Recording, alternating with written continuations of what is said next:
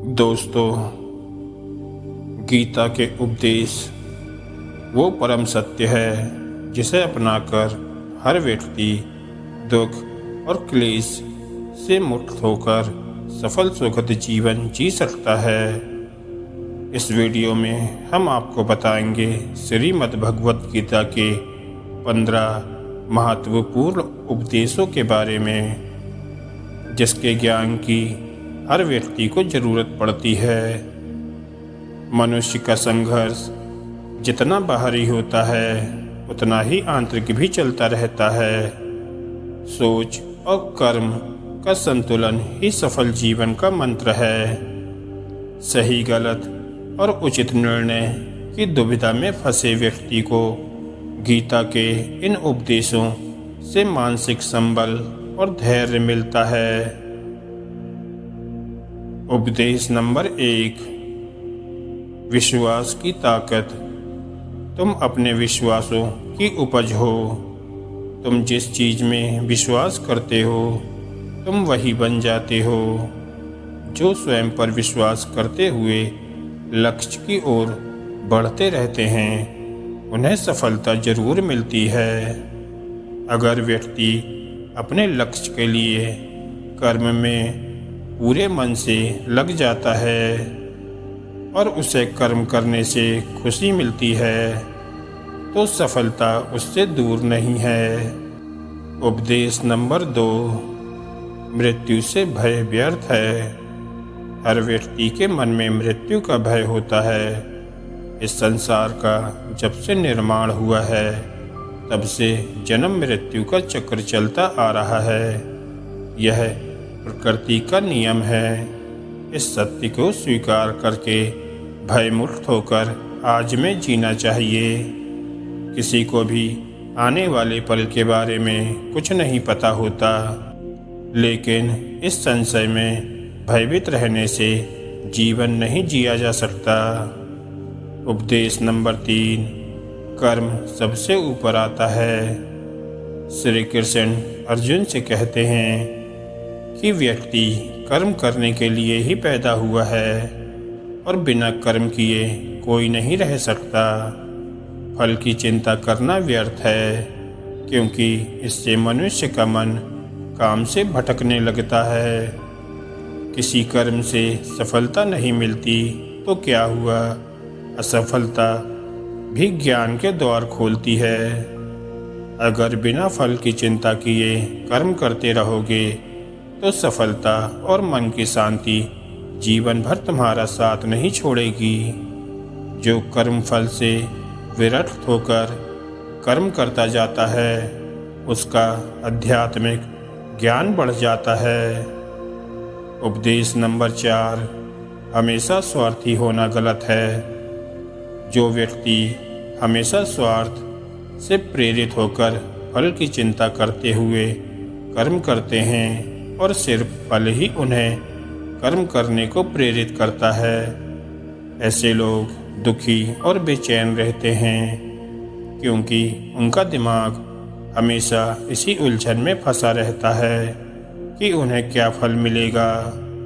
स्वार्थी व्यक्ति सुखी नहीं रह पाता और ऐसे व्यक्ति से कोई भी संबंध नहीं बनाना चाहता।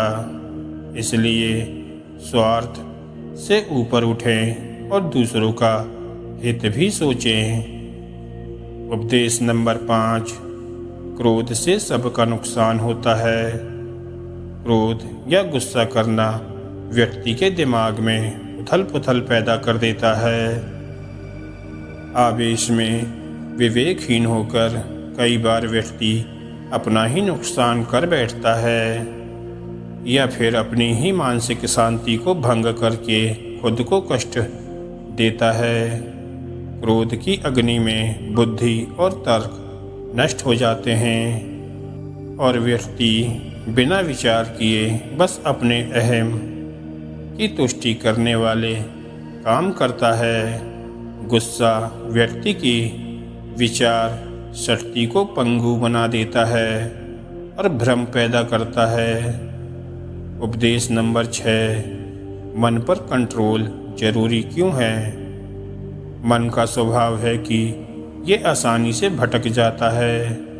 अगर जीवन को सफलता की दिशा में ले जाना है तो मन को काबू करना बहुत ज़रूरी है। श्री कृष्ण कहते हैं कि बार बार प्रयास करने से धीरे धीरे चंचल मन को वश में किया जा सकता है। मन को वश में करने से दिमाग की शक्ति केंद्रित होती है, जिससे कार्यों में सफलता मिलने लगती है। अगर मन को वश में नहीं करोगे तो ये आपका सबसे बड़ा शत्रु बन जाता है। उपदेश नंबर 7। इस संसार में ईश्वर कई रूपों में जाना जाता है। इनमें से कोई भी रूप बड़ा या छोटा नहीं है। परमात्मा का हर रूप समान है। जैसे हर नदी का अंत सागर में होता है, वैसे ही हर धर्म, मत और संप्रदाय की धाराएं परमात्मा रूपी समुद्र में समा जाती हैं। यह संसार परमपिता का ही स्वरूप है। वो हर कण में विद्यमान है। उपदेश नंबर 8। कर्तव्य पालन जरूरी है। भगवान श्री कृष्ण उपदेश देते हैं कि हर व्यक्ति को अपने कर्तव्य का पालन करना चाहिए। यही धर्म है। अगर अपने कर्तव्य का पालन नहीं किया जाता है तो मन में अशांति और दुख प्राप्त होता है। अपनी पसंद नापसंद, मोह, बैर को किनारे रखकर अपना कर्तव्य करो। किसी अन्य व्यक्ति का कर्म आपको कितना भी आकर्षित करे, उसके प्रलोभन में ना आए। कष्ट में रहते हुए भी अपना कर्म करना दूसरे की नकल करने से श्रेष्ठ है। अपने कर्म और कर्तव्यों का पालन ही जीवन का सही मार्ग है, क्योंकि कर्म न करने से हमेशा बेहतर है। कर्तव्य में दोष देखकर पीछे ना हटें, क्योंकि हर कर्म में कोई न कोई छोटा बड़ा दोष हो सकता है। जैसे अग्नि के साथ धुआं भी होता है। सदैव कर्म करो। कर्म करने से पहले विचार करो, लेकिन बहुत ज़्यादा विश्लेषण मत करो। अधिक विश्लेषण और शंका आपको अकर्म पैदा करता है। उपदेश नंबर 9। ध्यान करने से परमात्मा को अनुभव किया जा सकता है। श्री कृष्ण कहते हैं कि शारीरिक कर्म से ज्ञान का मार्ग उच्च है और ज्ञान का मार्ग से भी ऊपर ध्यान का मार्ग है। ध्यान मार्ग पर बढ़ने से ईश्वर को अनुभव किया जा सकता है। जो व्यक्ति मन और इंद्रियों को शांत करके पूर्ण विश्वास से अपना ध्यान भगवान में लगाता है, उसे ईश्वर का ज्ञान और अस्तित्व अवश्य अनुभव होता है। जो हर जगह हर जीव मनुष्य में ईश्वर को देखता है, सबके हित में लगा रहता है, उस पर परमपिता अवश्य कृपा करते हैं। ज्ञान मार्ग हो या भक्ति मार्ग, समर्पण, प्रेम, विश्वास ही आपको ईश्वर के प्रकाश की ओर ले जाता है।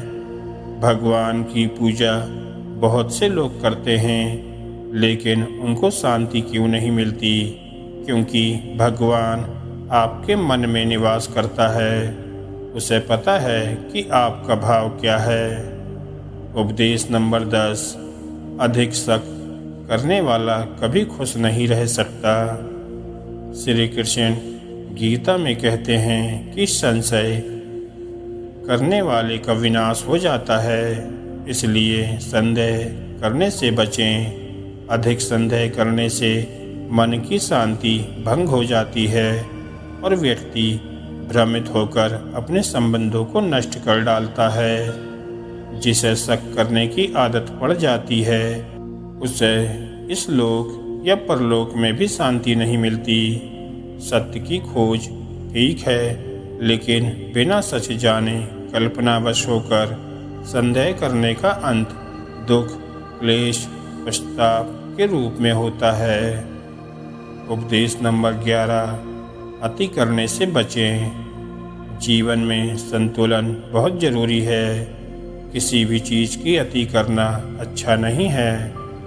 जैसे सुख आने पर प्रमाद करना और दुख आने पर निराशा में डूबे रहना, दोनों ही गलत हैं। असंतुलन जीवन की गति और दिशा को बाधित करता है, जिससे अनावश्यक कष्ट और दुखों का जन्म होता है। जिसके मन, विचार और कर्म में संतुलन है, उसे ज्ञान मिल जाता है और ज्ञान से ही सदा के लिए शांति संतुष्टि मिलती है। उपदेश नंबर 12। सही कर्म से ज्ञान और मुक्ति संभव है। गीता के उपदेशों में कर्म योग का सिद्धांत कहता है कि संसार से विरक्त होना ही मुक्ति का उपाय नहीं है। संसार में रहकर एक गृहस्थ अपने कर्मों का पालन करते हुए कर्म फल से विरक्त होकर मुक्ति प्राप्त कर सकता है। सही विचार और उचित कर्म भी आसक्ति को खत्म करने में सक्षम हैं। अच्छे कर्म कभी व्यर्थ नहीं जाते, चाहे ये दुनिया हो या परलोक। उपदेश नंबर 13। ज्ञान और कर्म एक है। एक अज्ञानी कर्म और ज्ञान को अलग अलग समझता है, लेकिन एक ज्ञानी जानता है कि दोनों एक ही हैं। लोग ज्ञान की बातें तो करते हैं, लेकिन उसका पालन नहीं करते। बिना पालन किए ज्ञान पूरा रह जाता है। ज्ञान का अनुभव नहीं होता। गीता कहती है कि ज्ञान पढ़ने की नहीं बल्कि अनुभव करने की वस्तु है, और अनुभव बिना कर्म किए नहीं मिलता। उपदेश नंबर 14। इच्छा दुखों का मूल्य है। इस संसार में जितने भी चीज़ें सांसारिक सुख इस श्रेणी में आते हैं, उनकी एक शुरुआत और अंत जरूरत होता है। इन सांसारिक सुखों का अंत दुख, कष्ट और दुर्गति के रूप में होता है। इच्छाओं का अंत नहीं है। एक पूरी होती है तो दूसरी नई इच्छा आ जाती है।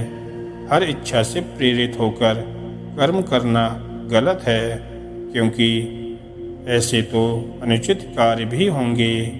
इच्छाओं से विचलित ना हो, उन्हें एक विरक्त दर्शक बनकर देखो और वे चली जाएंगी।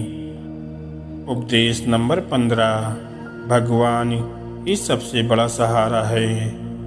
परमपिता ही एकमात्र हमारे आधार हैं और अपने हैं। इस संसार में कोई भी अकेला नहीं है।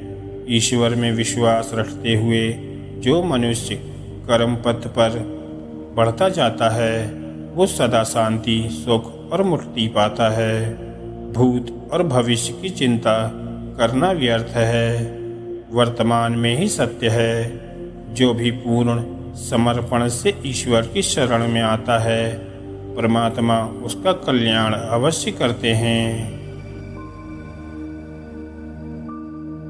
धन्यवाद दोस्तों।